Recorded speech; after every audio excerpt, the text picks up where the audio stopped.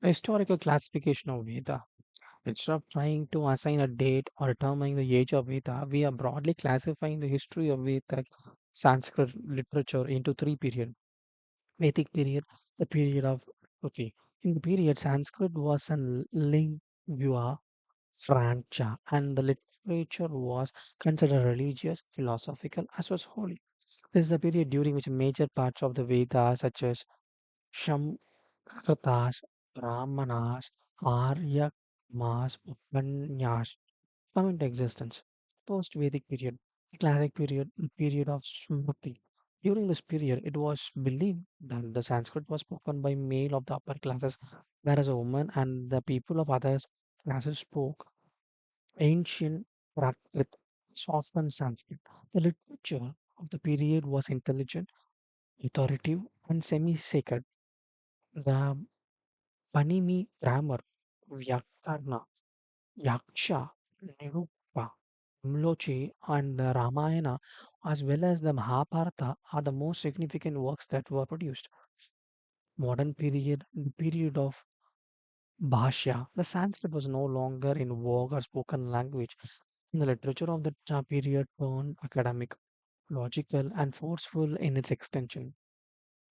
Subject was refined by subject was refined by touch of intellect with Alankara, the figures of speech. In spite in the human psychic, mathematics, etc., Indian contributed the decimal system and were ahead of others in study of astronomy and formulated Siddharthas.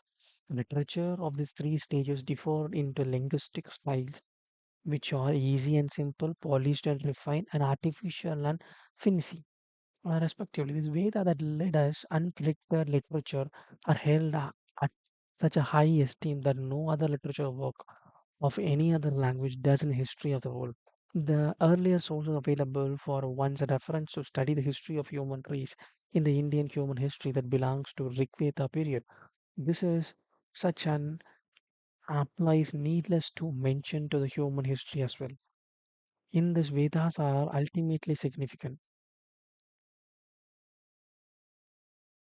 Belong to and this very much applies needless to mention to the Indian history as well as Vedas are ultimately significant.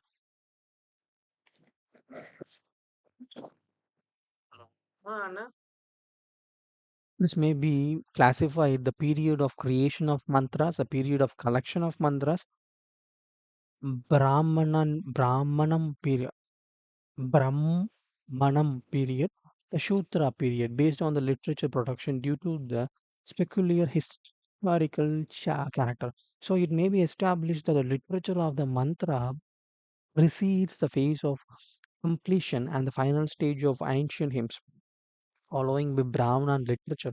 The composition of the Shutra literature anticipates the Brahman literature.